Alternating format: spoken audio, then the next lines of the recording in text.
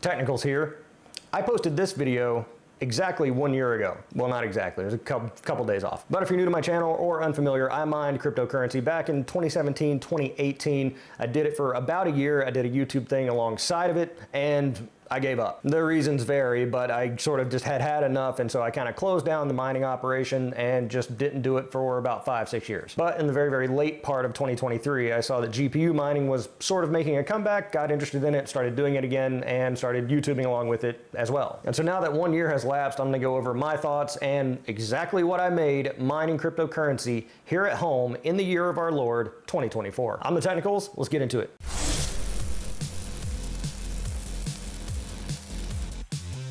And once again, subscribe to the channel for more content like this. So I mine here at home. I have a separate building, separate from my house, with its own separate electrical service, and that kind of gives me a little better sort of gauge as to what I'm actually burning to run these miners. I have a little enclosed sort of broom closet with fresh air being sucked in from the outside through filters, passes over the miners, and it exhausts it out into my building, and then the building pulls it out. So I've got this nice little self-contained mine here, the infrastructure kind of in place.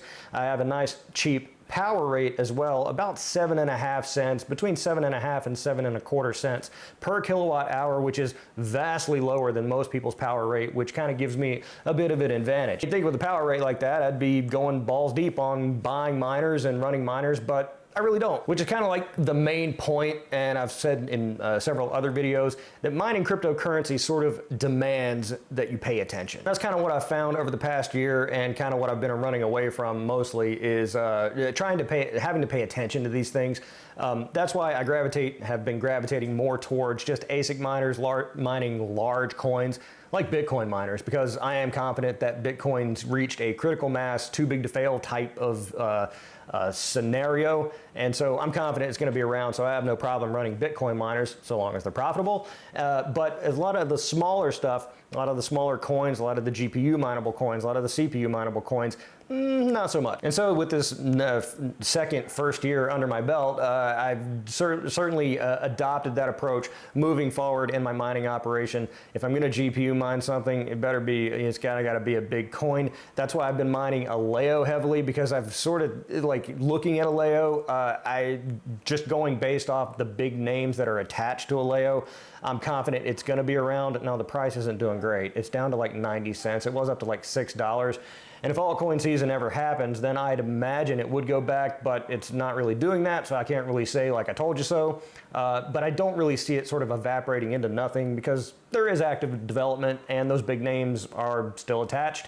And supposedly Bitmain is making an ASIC for it, so I'm confident in Aleo. That's really, over the past, since it really went mainnet, the only thing I've been GPU mining. And so Aleo, this past year, I've been mining on my basically 4 or 5 4070s.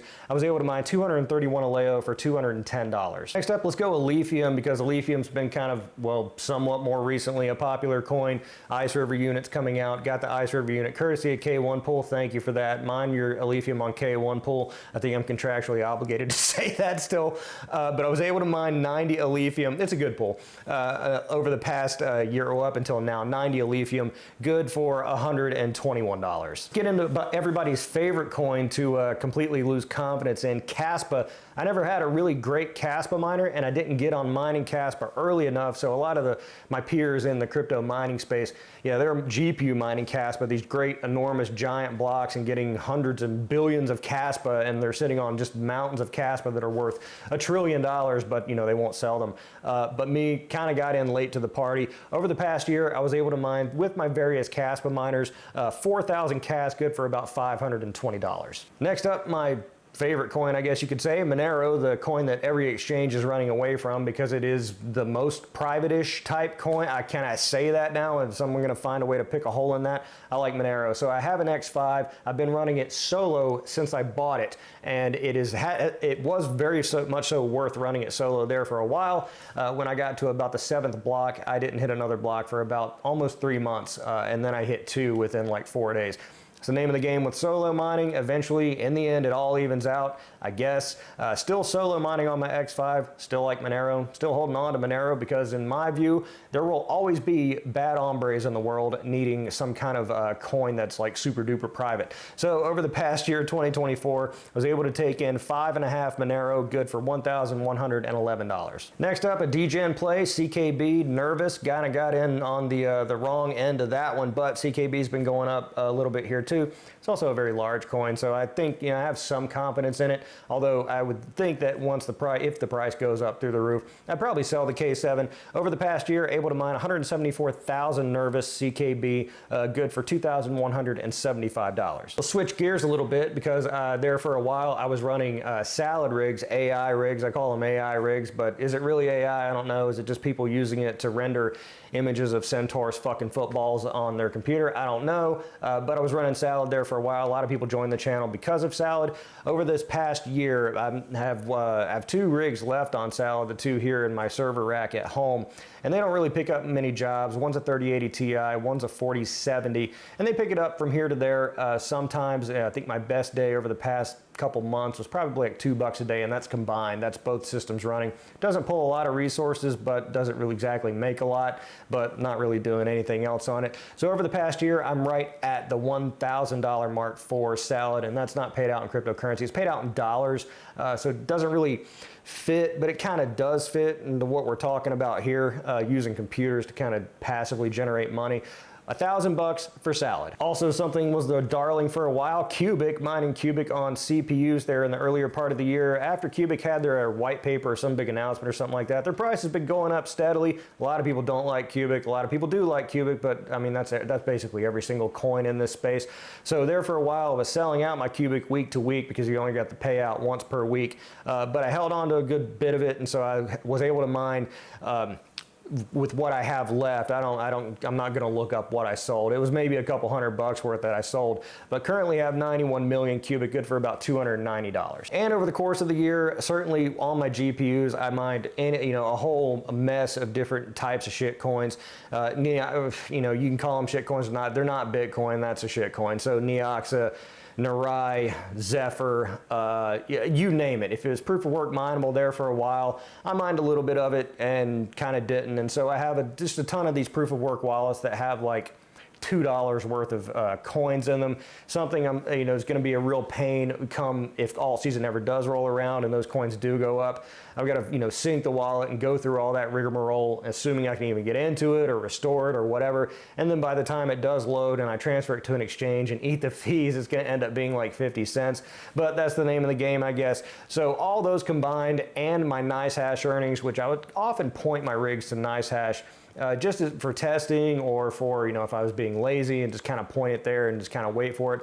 Over the past year, right at $1,000 via NiceHash. And so that leaves the big one, Bitcoin. I have my S19J Pros, I have my S21, and for a good portion of the year, I did put them in, at least in the summertime, the late portion of the summer, I did put them into low power mode or efficiency mode. I have brains on all my Bitcoin miners, so you're able to tune them up and tune them down. I recently turned them back up, but just not all the way. But for a good chunk of the year there, I probably could have been getting more yield out of them. I've been mining mostly all the way through on F2 pool, sometime on via BTC, but mostly on F2 pool. Over the course of the year, 2024, start to finish, I was able to take in 0.12, right at 0.12 Bitcoin, good for, at the time of this video anyway, $11,640. What does that add up to? Right at $18,000 for the year 2024 with all my various mining. Probably a lot slipping through the cracks there, a lot of the smaller coins and maybe, coins that mine to a wallet that I forgot about and stuff like that. But that kind of makes it fun. It's kind of like a scavenger hunt in like 5-10 years when you're kind of going through old hard drives and upgrading your computer and you're like, oh look, a wallet, or oh look, some seed phrases or something like that, and you find it and it turns out you got a million zillion dollars in there. That's exactly what happened almost 1 year ago when I was getting back into mining, logged into my NiceHash account and found, oh look, several $1,000s that I just left here, because back then it was either below the withdrawal threshold, or it was just an insignificant amount of Bitcoin back then. It could probably likely so. Bitcoin was like under 4,000 bucks, and so I would just like, oh, whatever, just leave it here. It's not worth transferring and eating the fees. And so, you come back, and so maybe that'll happen again. Maybe I'll have my Game Pass or my friend coin or something like that in 10 years will be worth $1 zillion, and I'll just happen upon it. I don't know. But just saying, there is probably some stuff that fell through the cracks, but that's the overwhelming majority of it. So how much did I burn in electricity to do that? Again, I have a dedicated electric service to the building, so I do run other stuff in there like lights and power tools and stuff like that, but it's nothing significant. The overwhelming majority, the 99% of the power usage in that building is from cryptocurrency miners, so I just take it as one for one because I do some stuff here in my house, and so I just consider it a wash. Over the course the past 12 months, all combined, and this is the total, so this is not me just pulling the usage. I take the entire bill, so the basic facilities charge, the roundup, if they force me to donate to save the sea lions of the world or something like that, just the whole bill, I take it, and that's what I spend on power, and that's how I derive my rate. Over the past 12 months, $8,800 in power to generate that $18,000 in mining proceeds. So basically a $10,000 profit. I'm doing this really exaggerated. This doesn't figure in the cost of the machines, the depreciation, the amortization, the Hooters to nation, any of that kind of stuff, and the lost opportunity cost. If I would have put 20K in the S&P, the S&P did pretty good. I mean, did it? I don't want to do that math because that's going to keep me up at night doing that math. Point being is I learned lessons again versus how I mined back in the day. Bitcoin, I see, like I was saying, the Bitcoin ASICs I see them as DCA machines. And I know a lot of people have, maybe issue with that, thinking like, well, why don't you just buy the coin every day? You can set up automatic buys on Coinbase or any of these big exchanges or Robinhood or Fidelity or whatever.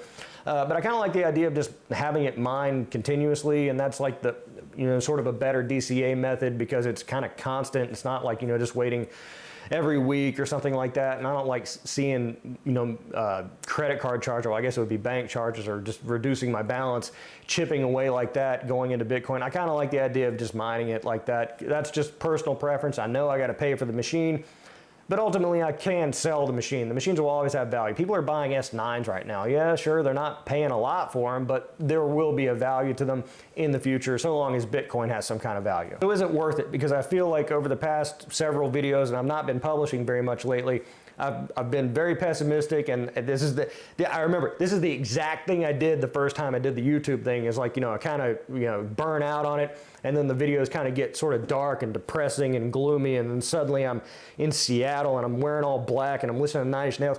I kind of was getting that vibe again, but this time I'm sort of taking a more pragmatic approach and just saying like, look, there's passive income here. Just get to a stage where you're not having to constantly deal with it, because the first time around I mined, was heavy into GPU mining, constant maintenance, constant issues, got to pay attention to the coins, got to chase the most profitable coins and do all this and that became even worse after Ethereum, the Ethereum merge, and that's kind of an area where I didn't really exist in. And so this time around, doing the GPU thing, doing the CPU thing, kind of gave me a taste of that again, and I'm like, no, if a big coin pops up, hopefully a Leo, then yeah, double down, go into, heavier into GPU mining. Well, I mean, if they come out with the Leo ASIC, then that's not going to matter anyway. But, I count myself firmly in Team ASIC. I know that, the GPU miners are most of the people that watch this kind of content. ASIC miners, it doesn't seem like, like the ASIC guys only are really watching this. Anybody that mines is kind of at least a little bit into GPU, CPU mining, more of the speculative mines, more of the smaller cap coins, degen plays, whatever you want to call it. But I firmly count myself in that camp. I just kind of want to sit back and passively collect income, not have to be so active in paying attention to these things. Because if I just completely ignored Bitcoin for the next year and just let my miners run and just kept them running, I'm confident that on the other end of it, it would have made sense. I don't think you could say the same thing for any other coin whatsoever. Maybe Monero, I like Monero. Any other coin whatsoever. And I know a lot of people disagree with that, and I'm hoping that you'll disagree with me in the comments below. Let me know what you think about all this, and if you're not a miner or maybe you've been looking to get into it, or if you're finding this video, that's the first time you're hearing about cryptocurrency mining as a passive income source, let me know what your thoughts are. And you know, this is not a cautionary tale. I'm going to continue to mine. I'm not saying to do it, don't do it. You know, it's the worst thing or it's the best thing. It's just, it is what it is, and I think it's just going to continue to be that way. So let me know what you think in the comments below. Be sure to like the video and subscribe for more content like this. I'm The Technicals. See you next time.